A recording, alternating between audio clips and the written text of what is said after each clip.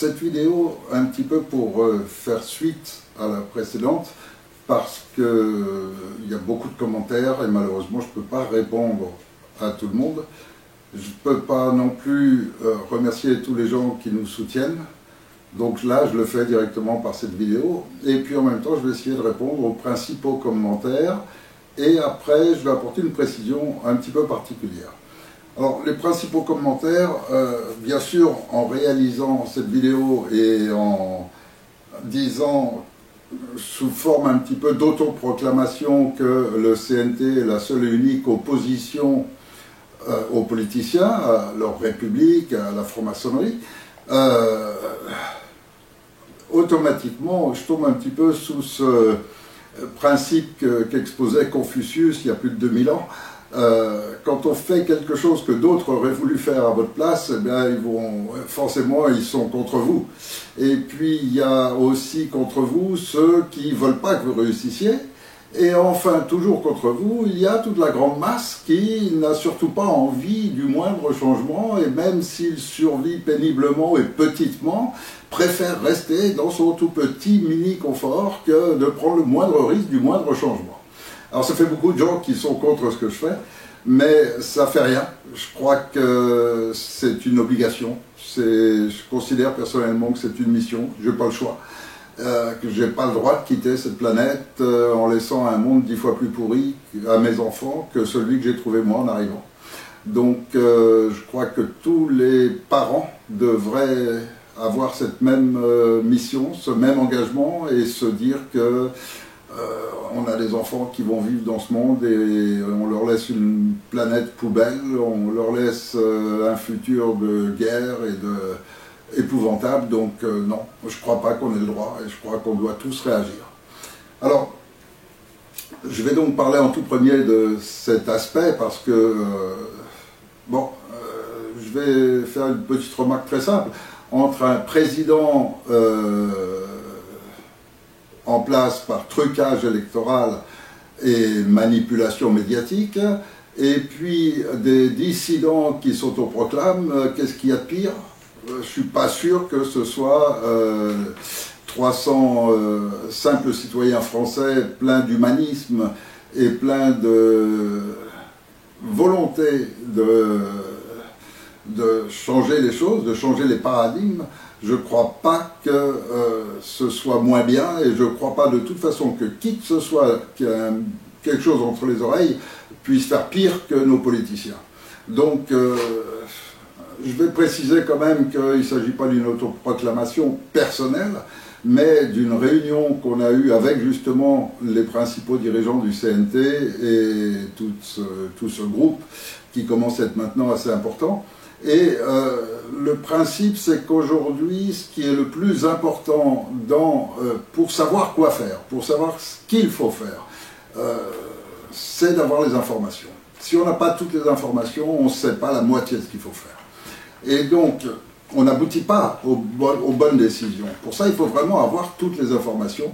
Et là-dessus, je crois qu'à peu près tout le monde est d'accord pour reconnaître que tout ce qui est en train de se passer est écrit dans un livre que j'ai écrit il y a plus de 10 ans. Et donc, on voit exactement tout ce fonctionnement qui était décrit il y a plus de 10 ans. C'est-à-dire que j'ai énormément d'avance. On est quelques-uns comme ça qui avons été parmi les premiers lanceurs d'alerte dans les années, fin des années 90, après qu'Internet soit disponible. Et puis, on est quelques-uns à avoir donc forcément une avance dans la connaissance du sujet, qui fait que c'est pas seulement de connaître les faits concernant la santé, ou concernant l'éducation nationale, ou concernant la géopolitique, c'est aussi de savoir faire les liens, et donc d'avoir une connaissance globale assez suffisante pour pouvoir établir les liens et faire les relations entre tous les événements qui se produisent dans notre société. Alors, à ce niveau-là, il se trouve que, quand on en a tous parlé ensemble, il se trouve que j'ai déjà écrit plusieurs livres, que je fais des vidéos depuis longtemps, et qu'automatiquement, au niveau du CNT, la plupart des idées, des concepts qui se sont mis en place l'ont été justement grâce à cette connaissance préalable que j'avais. Et donc c'est ce qui fait que Aujourd'hui, c'est pas une ambition, puisqu'en fait, ça coûte plus que ça ne rapporte rien du tout, ça coûte très cher, c'est beaucoup de soucis, c'est beaucoup de risques, il n'y a rien à gagner. Et donc, c'est pas une position avantageuse, c'est une responsabilité plus qu'autre chose. Et en plus, on a fait un programme qui est tellement fermé que ça n'ouvre aucune latitude pour aucune... cette période de transition, si on arrive à la mettre en place, c'est une période pour laquelle on va être des centaines de personnes à travailler d'arrache-pied. Et sans beaucoup de vacances, sans beaucoup de repos, sans rien. C'est vraiment un boulot de fou qu'on a à réaliser pour assainir notre société. Et c'est un travail absolument énorme. Et donc, qui est déjà programmé en plus. Donc on n'a pas le choix, il faudra l'assumer à 100%. Et c'est un engagement, une responsabilité que chacun sait que les autres exigent de lui. Et quand vous avez plusieurs centaines de personnes dont chacune est parfaitement consciente que tous les autres sont là avec la même volonté, le même courage et la même foi pour la finalité, alors personne ne peut se défiler. Donc, je crois que quand tous ces gens sont d'accord pour dire qu'aujourd'hui, je représente ce schéma qui peut convenir à un grand public, il est bien évident que pour des gens parfaitement informés, ils se disent effectivement le futur de la société, c'est plus d'avoir un leader qui dirige tout le monde, etc. Et c'est bien évident. Et d'ailleurs, je ne joue pas ce rôle et c'est pas ce que je fais. Et peuvent l'attester tous les milliers de gens qui sont au CNT. En revanche, le fait d'avoir une présentation, un personnage qui corresponde à l'image habituelle pour un grand public qui n'est pas du tout informé, il est certain que si je mettais un jean et que j'ai les cheveux jusque-là et une guitare en bandoulière, il est certain que je n'aurais pas la même crédibilité vis-à-vis d'un grand public qui est habitué à une certaine image. Et donc là aussi, ça a une certaine importance. Voilà pourquoi j'assume ce rôle. Alors, autres questions et réflexions qui viennent dans les différents commentaires, en dehors du fait donc pourquoi je suis le leader de tout ça, c'est aussi les sources. Il y a des gens qui me demandent des sources. Seulement, vous n'avez pas forcément toujours lors d'une vidéo la possibilité de justifier vos sources en permanence. Je vais donner 3, 4 livres parce que parfois, pour avoir une seule explication, comprendre la franc-maçonnerie, par exemple, ça m'a exigé de lire 15 à 20 livres. Et on en tire un schéma global. Un schéma global qui remonte à plus de 600 ans, 1000 ans peut-être, où il y a toute la partie historique, où il y a des archives de la franc-maçonnerie, où il y a des livres de gens pour la franc-maçonnerie, de gens contre la franc-maçonnerie, où il y a l'affaire Clara Vaughan, où il y a l'affaire Léo Taxil, où il y a une multitude de choses. Et il faut lire 15, 20 ouvrages et en tirer un schéma global et relationner tout ça entre eux. Donc, ce n'est pas une source précise, ou alors je vais sortir 15, et je commence une vidéo et je vais sortir tous les bouquins que j'ai lus à chaque fois. Parce que, effectivement, mes sources sont avant tout de la lecture, de la recherche, de la fouille, d'archives, etc. Donc c'est pas quelque chose de facile à justifier ou expliquer comme source directement. Donc chacun peut reprendre et refaire les recherches de son côté. De toute façon, il aboutira à ce que je dis. Autre question aussi qui viennent assez souvent, pourquoi je ne parle pas de Linky et ARP?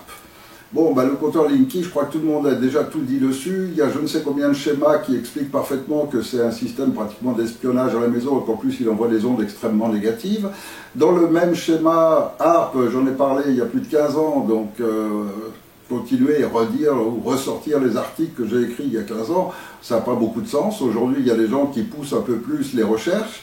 Et puis, il y a ce fameux livre qui est excellent de Claire Sévrac, qui s'appelle « La guerre secrète contre les peuples » et qui définit parfaitement les choses, parce que ça correspond aussi à la définition qu'eux-mêmes donnent de leur schéma, à savoir armes silencieuses pour guerre tranquille. Donc, c'est clair, et je crois que Claire Sévrac, dans son ouvrage, a parfaitement décrit tout cela. Il y a aussi M. Le Breton, dans son ouvrage qui s'appelle MK Ultra, qui lui aussi passe en revue tout le schéma du nouvel ordre mondial, et puis il y a maintenant de plus en plus de livres qui sortent. Donc si, en écrivant la Demosophie il y a 15 ans, c'était une nouveauté, c'était choquant et personne ne voulait le croire, aujourd'hui tout le monde le croit forcément parce que c'est bien arrivé, on voit bien qu'il existe bien le Club Bilderberg, on voit bien le nouvel ordre mondial, etc. Donc voilà, aujourd'hui, les livres qui sortent sont pointus sur les sujets qu'ils attaquent, et ceux qui dénoncent parfaitement ARP, MK-Ultra, les différents programmes de la CIA, des services secrets de l'OTAN, etc., sont parfaitement détaillés, donc il faut les lire, c'est tout. Alors ensuite, parmi les principales questions, il y avait aussi pourquoi est-ce que tous les leaders de la dissidence ne s'unissent pas? Alors je vais répondre aussi à ça. C'est pas faute d'avoir proposé. Ça fait 4 ans que je suis arrivé en France, que j'ai lancé immédiatement le mouvement du 14 juillet, ce qui a permis quand même d'éveiller beaucoup de conscience et que beaucoup de gens se rendent compte que la dissidence doit être active et non pas installée dans un confort commercial ou... Donc forcément je dérange tout le monde parce que je suis trop marginal, parce que je suis clair et que finalement les gens de cette époque-là, déjà il y a seulement 3-4 ans, n'avaient pas encore totalement pris conscience qu'il n'y a qu'un seul et unique schéma pour sortir de l'impasse dans laquelle on est, pour sauver la France. Il n'y en a pas 50, il n'y en a qu'un seul, et ça fait 20 ans ou 30 ans que j'y réfléchis. Et tout le monde a fini par aboutir à ce même schéma, à ce même raisonnement, mais très lentement, plus ou moins lentement, parce que ça dépend des informations qu'on a, encore une fois. Donc moi j'avais ces informations il y a plus de 20 ans, donc forcément le schéma je le connaissais déjà. Le seul et unique moyen de libérer notre pays de l'emprise maçonnique, et donc des dirigeants et de leur république, c'est absolument d'annuler complètement la République et de laisser le peuple réécrire complètement une constitution basée sur la logique, basée sur le bon sens, et non pas sur un système comme la République qui est destiné uniquement à maintenir une aristocratie au pouvoir. Une oligarchie, on appelle ça comme on veut, eux se prennent pour des aristocrates, mais c'est une oligarchie, c'est-à-dire des petites gens qui ont des petits pouvoirs, qu'ils héritent des fortunes de leurs parents, etc., et puis qui se trouvent sélectionnés, amenés par les sectes, etc. Donc il est certain que ce schéma pour sortir du système dans lequel on est, qui conduit à la destruction de la France et à des problèmes très graves au niveau de l'humanité, eh bien, pour sortir de ce schéma, il n'y a pas d'autre moyen que la force. Alors, il y a aussi des gens qui, dans les commentaires, parlent de faire appel à la Cour de justice internationale. Mais elles n'ont strictement aucune valeur, ces cours de justice. Il n'existe pas de Cour de justice internationale. Ce sont que des mots. Concrètement, une Cour de justice internationale a condamné la France des centaines de fois, et jamais la France n'a été obligée de respecter les condamnations qu'elle a subies. Il y a des gens qui ont été en prison injustement, qui ont fait appel aux droits de l'homme à la Cour européenne, qui ont gagné, et c'est pas pour ça que la France les a relâchés. Donc, une Cour de justice n'a de valeur que si elle dispose d'une force armée pour faire appliquer ses sentences. Tant qu'elle ne dispose pas de cette force, elle n'a strictement aucune valeur. Alors, il y a plusieurs cours de justice internationales, mais n'ont aucun pouvoir. Et donc, à part rendre une sentence en disant on condamne la France ou on condamne Sarkozy pour crimes contre l'humanité et attaque de la Libye sans aucun droit, bon, voilà, ce sera un bout de papier, ce sera écrit dessus, mais tout le monde s'en fout, et lui le premier. Donc, non, les cours de justice internationale ne peuvent absolument rien solutionner tant qu'elles ne disposent pas d'une force armée. Donc, c'est un concept complètement nouveau qu'il faut créer. Enfin, voilà, je pense avoir répondu aux principaux commentaires et questions qui sont posées par beaucoup de gens. Après, je vais parler aussi de la situation juridique en France, parce que le juridique a une importance extrêmement grande, dans la mesure où il faut choisir. Soit c'est la loi qui commande à la force, soit c'est la force qui fait la loi. Tant qu'on est dans un monde où c'est la force qui fait la loi, c'est le plus fort qui gagne.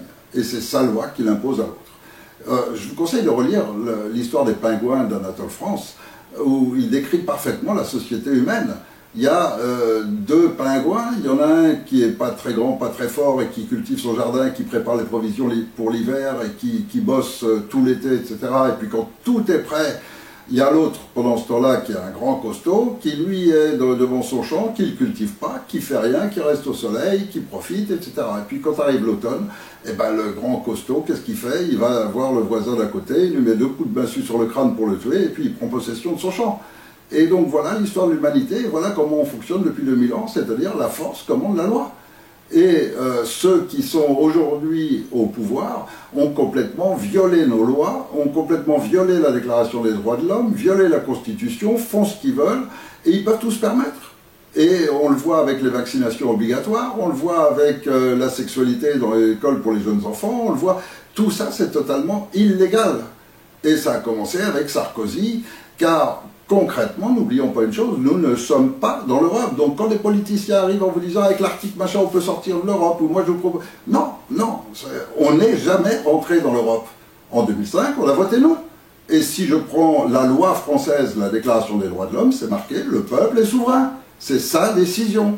Donc si après les politiciens, c'est-à-dire un petit groupe marginal, prend une décision différente, sa décision n'a aucune valeur juridique.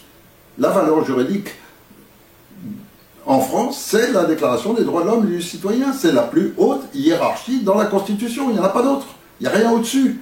Et surtout pas les politiciens. Donc à partir du moment où la loi est violée par ceux qui dirigent et éventuellement qu'ils quittent la Constitution pour s'octroyer les pleins pouvoirs, même si on n'emploie pas le mot dictature, et pourtant c'est ce que c'est, mais même si on n'emploie pas le mot, il n'empêche que c'en est une, et que dès cet instant, ça donne le droit à créer un Conseil national de transition. C'est-à-dire que le peuple qui a été bafoué en 2005 et dont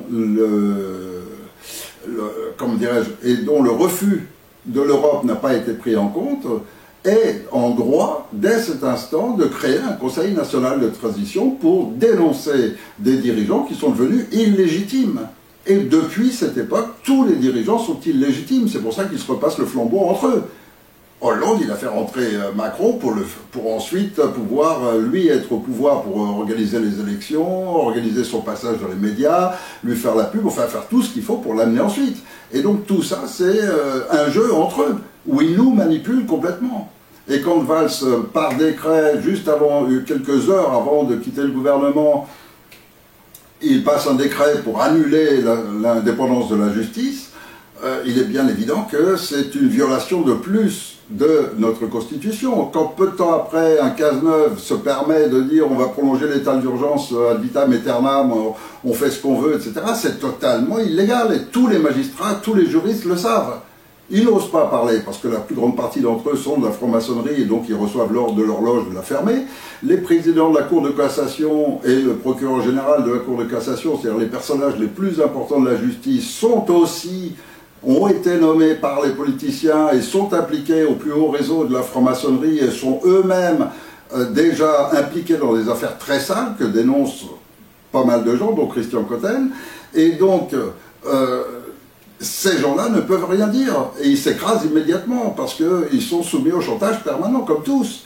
Tous ces gens qui ont commis des crimes d'une manière ou d'une autre et qui n'ont pas été punis pour ça sont en permanence soumis à un chantage et soumis et tenus de s'écraser dès qu'il se passe quelque chose. Donc on se retrouve avec un pays dont la justice n'est plus indépendante et déjà elle fonctionne complètement à l'envers.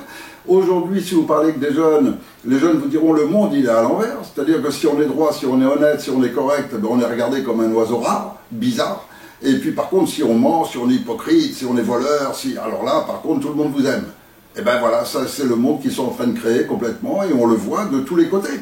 Les pires truands, les pires canailles, les pires crapules sont censés, sont récompensés, on leur met des légions d'honneur quand c'est dans la politique, etc. Et à côté de ça, les gens bien, les gens corrects sont tenus à l'écart, sont écrasés, on n'entend pas parler, et quand ils écrivent des livres, ils sont tout au fond des rayons, on ne les trouve pas. Et donc voilà, vous avez plein de livres de qualité en ce moment qui dénoncent par exemple le crime vaccinal qui vient de sortir par Michel Donia. Vous ne le trouverez pas en première file à la FNAC, c'est sûr. Mais par contre, c'est des ouvrages qui valent vraiment la peine d'être lus parce qu'effectivement, il y a eu tellement de médecins, tellement de scientifiques qui dénoncent ce qui est aujourd'hui une guerre secrète contre les peuples, comme l'a dit Claire Séverac. C'est vrai, on est vraiment tous en danger et nos enfants encore plus que nous.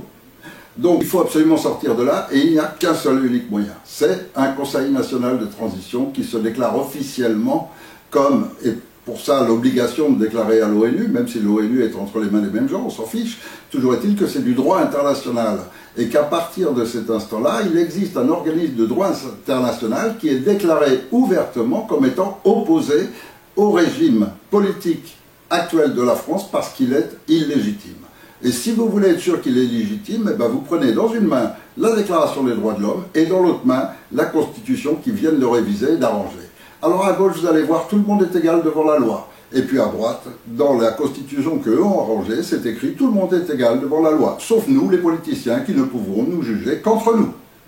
Et je vous sors un exemple, mais vous pouvez en trouver, il y en a 10 000 comme ça. Vous regarderez la Constitution et la déclaration dans le préambule de 1946, toutes les grandes entreprises, toute entreprise d'importance nationale doit être nationalisée. Et vous verrez dans la Constitution que depuis Sarkozy, on vend nos biens, on vend nos grandes entreprises, on vend nos secrets militaires, on vend, voilà, on vend toute notre science, tout notre savoir, et on les vend librement et on vend toutes nos grandes entreprises, ce qui est totalement illégal. L'EDF ne pouvait pas être privatisé, ni le gaz, ni le téléphone, ni rien. Toutes ces entreprises doivent être nationalisées. Et ça nous coûterait même pas le quart du prix qu'on paye en ce moment de facture. Et donc tout est comme ça. Donc c'est une violation totale et permanente de la loi. Donc il fallait déclarer un organisme officiel qui déclare bien clairement que ces gens sont illégaux, sont illégitimes, et que le peuple français n'est pas d'accord d'avoir une petite mafia qui dirige le pays. Et donc il fallait prendre une position officielle. C'est fait, c'est le Conseil national de transition. Enfin, dernier commentaire, l'Union. Pourquoi ? Eh bien, l'Union, c'est pas faute depuis 4 ans donc d'avoir appelé à l'Union, et personne ne répond. Donc, il n'y a pas beaucoup de gens qui ont un tel niveau d'information comme les gens du CNT. Bon, ça c'est une chose. Mais ça n'empêche pas qu'il y a des gens bien informés, même si c'est pas complètement, et en tous les cas, ils le sont assez dans leur domaine, et ces gens devraient effectivement nous rejoindre, et rejoindre donc une opposition qui est officielle. Seulement, il y a parfois un aspect égo qui rentre en ligne de compte, donc des gens qui ont pris une position où c'est maintenant une dissidence qui représente presque un fonds de commerce. Et ils ne veulent pas revoir et remettre l'autorité, leur autorité personnelle sur leur fonds de commerce, le remettre en cause. Bon, il y a ça. Il y a aussi des gens qui sont simplement peu informés seulement du parti, et qui en fait ressemblent aux politiciens et qui voudraient essayer de se servir de ce qu'ils savent pour prendre une position, pour essayer de se faire valoir. Et ces gens-là, bien sûr, haïssent des gens qui réussissent à le faire et qui ont pris un schéma juridique qui est viabilisé, qui est légitimé par tous les juristes et par le monde. Donc forcément, ces gens-là vont pas rejoindre le CNT. Alors, il reste après des gens qui ont de vraies compétences, mais qui sont employés par l'État. Et ceux-là ont peur de perdre leur place. Donc, ils sont dans l'enseignement, ils sont fonctionnaires, et donc ceux-là ne veulent pas trop se mouiller, pas trop se mettre en avant. Donc, c'est extrêmement difficile. Il n'y a pas beaucoup de gens qui sont vraiment prêts à s'engager complètement et prêts surtout à partager avec d'autres. Nous, on est un certain nombre et on partage tout ensemble. Et on partage toutes nos idées, etc. On se met d'accord, et puis après, moi, je vais faire une vidéo pour le dire, un autre, il va écrire un article, un autre, il va faire un montage informatique, enfin bon, tous, on a notre partie. Un autre, il va s'occuper de l'imprimeur, de faire les affiches, et un autre, il va faire les graphismes, enfin voilà. Et on est tous ensemble, et on se met tous d'accord, et chacun, ce qu'il fait, le soumet à tous les autres. Donc, c'est notre fonctionnement, et c'est le fonctionnement pour cette durée de la transition, mais on ne prétend pas non plus offrir un système de gouvernement. On prétend seulement offrir une période où la France est protégée, se redresse très rapidement, où tout le monde vit mieux, où il n'y a plus d'insécurité, où il n'y a plus de pauvreté, etc. Et pendant laquelle tout le monde en France pourra participer à rédiger une nouvelle constitution, c'est-à-dire les règles de fonctionnement, et choisira un mode de gouvernance qui sera totalement différent d'une république qui ne tient pas la route, qui est un truc tordu, etc. Donc, voilà, nous ne sommes que la transition. On n'a aucune prétention à avoir des idées à droite, à gauche, au milieu, en bas, en haut. Rien de tout ça. On ne propose que cette transition avec un programme très précis qu'on suivra rigoureusement. Et 300 citoyens, simples citoyens, parmi eux des chômeurs, des ouvriers, des économistes, des juristes, toutes sortes de gens, mais tous informés. Et c'est ça le plus important. Des gens parfaitement informés, donc compétents pour comprendre les schémas globaux, et à partir desquels, ensuite, il y aura des spécialistes, parce que tout le fonctionnement du CNT est basé sur des commissions qui sont composées de spécialistes du domaine précis, de ces gens très informés et de citoyens ordinaires tirés au sort.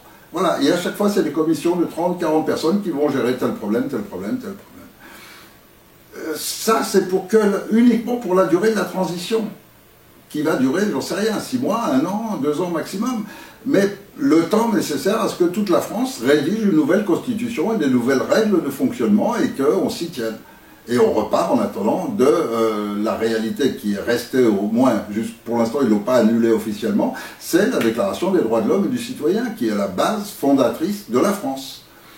Enfin, dernière chose, là tout récemment on a vu notre Macron faire un petit peu comme le Sarkozy, le petit chef là, c'est moi, c'est moi, c'est moi, c'est moi. Et bon, à l'époque, tout le monde avait rigolé avec le Sarkozy qui arrive en disant « Ouais, ben nous, on va installer notre dictature, à notre nouvel ordre mondial. Que ça vous plaise ou que ça vous plaise pas, vous ne pourrez pas vous y opposer. De toute façon, on vous imposera notre nouvel ordre mondial. » Bon, il a fait son petit coq, et puis maintenant, c'est Macron qui est « C'est moi le chef des armées. » Et voilà, ben, c'est lui le chef. Et puis en attendant, ben, le chef d'état-major, M. De Villiers, il a jeté sa démission, il lui a jeté sa démission dans la figure et il a gardé sa dignité. Au moins, on a encore quelques militaires qui ont de la dignité. Et à tous ces militaires, eh bien, je vais leur dire ceci. Vous savez pertinemment que chez vous-même, énormément d'officiers ont été mis sur la touche et remplacés par des francs-maçons. Des officiers qui sont attachés à la franc-maçonnerie, liés aux loges, qui sont donc atlantistes, pro-américains et en faveur de la destruction de la France. Mais depuis Sarkozy, petit à petit, on les remplace. Mais il reste beaucoup d'officiers qui sont patriotes, qui veulent sauver la France. Et le peuple de France, c'est la France. Ce n'est pas que le territoire, c'est aussi le peuple. Et donc, à tout cela, aujourd'hui, vous avez la démonstration que, voilà, il reste de la dignité chez des militaires français. Peut-être qu'il n'y a pas que De Villiers, peut-être qu'il y en a d'autres. Alors, c'est le moment maintenant de tous vous réunir et d'appliquer les ordres légitimes. Or, les ordres légitimes de France, c'est bien écrit dans la Déclaration des droits de l'homme et du citoyen, c'est ceux du peuple souverain. Et aujourd'hui, ce peuple souverain n'est représenté juridiquement que par ce Conseil national de transition. Donc, si vous preniez la décision de procéder, ce qui serait légitime, de procéder à l'arrestation de tous ces politiciens criminels et de les faire passer en jugement, ou en tous les cas, pour l'instant, déjà de les mettre en détention en attendant qu'ils soient jugés. Eh bien, à partir de ce moment-là, vous feriez ce qu'on appelle un putsch, aux yeux du droit international. Ce qui permettrait aux Américains d'attaquer la France tout de suite. Ils viennent rétablir la démocratie, c'est leur spécialité. En revanche, si vous le faites sous l'égide du Conseil national de transition, alors vous devenez légitime. Pourquoi? Parce que c'est un ordre du peuple souverain de France qui vous donne l'ordre d'intervenir. Et là, c'est plus du tout la même chose. Là, juridiquement, en droit international, plus aucun pays ne peut se permettre de remettre en cause la décision du peuple souverain, puisqu'elle correspond à la Déclaration des droits de l'homme et du citoyen, et qu'elle est aussi rappelée dans la Charte des Nations Unies. Donc ils ne peuvent pas aller contre. Et on est légitime grâce à ce Conseil national de transition. Et le seul moyen de changer les choses, c'est de procéder à une arrestation physique, c'est d'envahir l'Élysée, Matignon, d'arrêter les politiciens, de les mettre en détention, et d'ouvrir la porte à ce CNT, à ces 300 citoyens. À partir de ce moment-là, on est en pleine légitimité. La France retrouve sa légitimité, retrouve ses droits, rétablit l'état de droit. Et les militaires servent à cela. C'est votre rôle.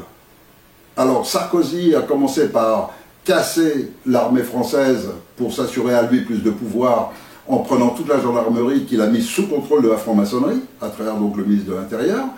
Et aujourd'hui, Macron veut limiter les budgets et casser encore un peu plus l'armée. Alors déjà, on vous envoie aux côtés travailler avec Al-Qaïda, Al-Nosra, etc. On vous envoie les appuyer pour essayer de démolir des pays au Moyen-Orient. C'est pas votre rôle. Et plein de soldats disent on ne s'est pas engagé pour ça. Et donc, aujourd'hui, il faut que les armées françaises reviennent sur le territoire et assurent la sécurité du territoire de France. C'est votre rôle. Et votre rôle majeur, et aujourd'hui, Il est indispensable que vous remplissiez votre rôle. Aujourd'hui, tout le peuple de France en a besoin. Alors, si je devais m'adresser à tous ces militaires, ceux qui entendent ce langage comprendront que si on leur dit « en avant Guingamp », c'est le moment, il faut agir.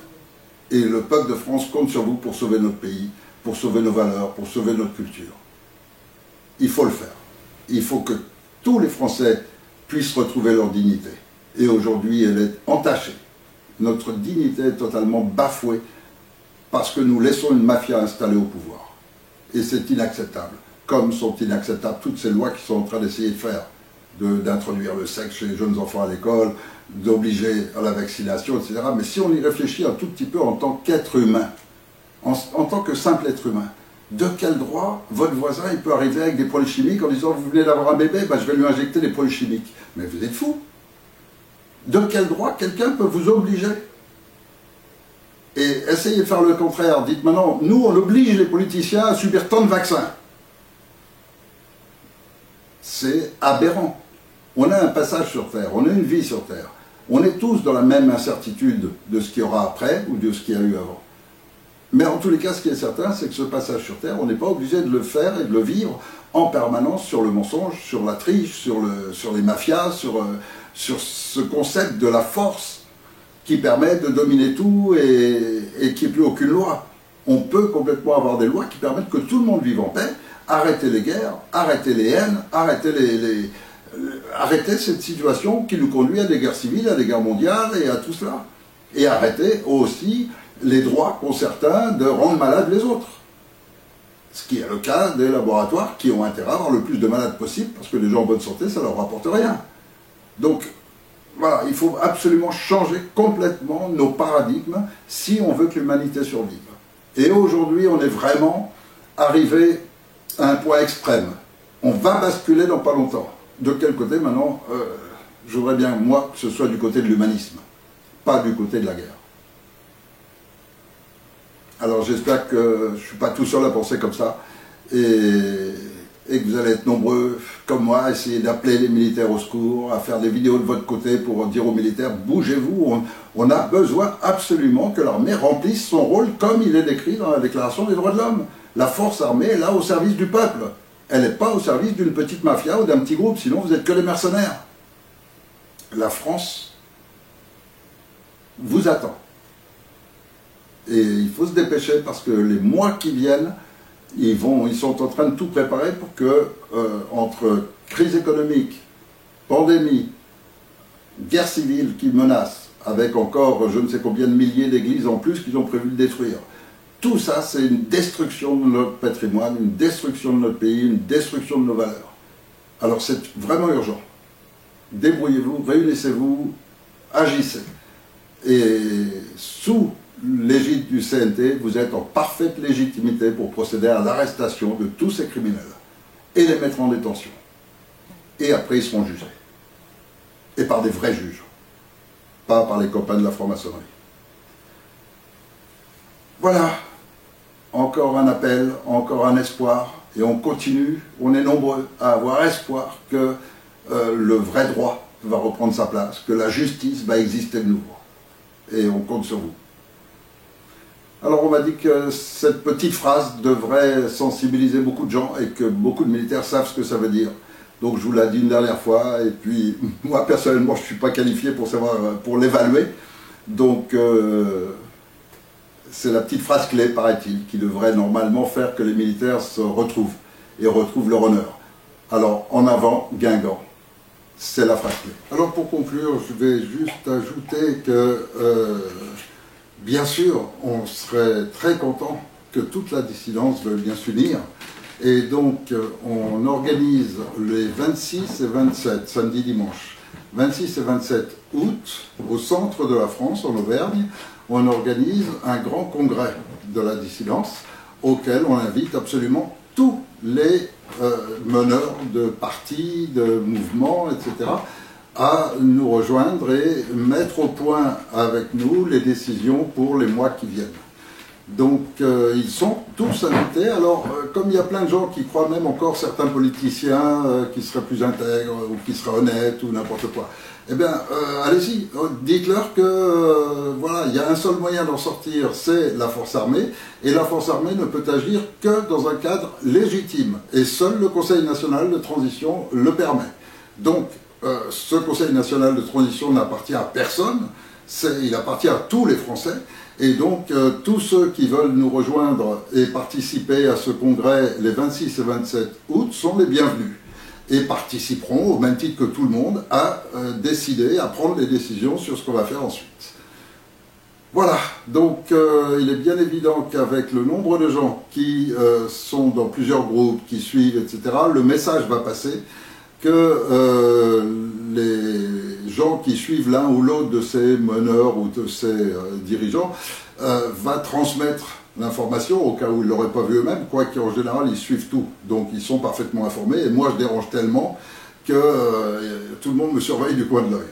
Alors n'hésitez pas, faites leur part du message et attendez leur réponse, et vous verrez quel prétexte ils trouvent pour ne pas se joindre à cette dissidence générale qui va prendre les décisions fin août sur ce qu'on fait en septembre, octobre, novembre pour éviter de perdre notre pays, pour éviter que nos enfants soient victimes du montage que le gouvernement actuel est en train d'organiser.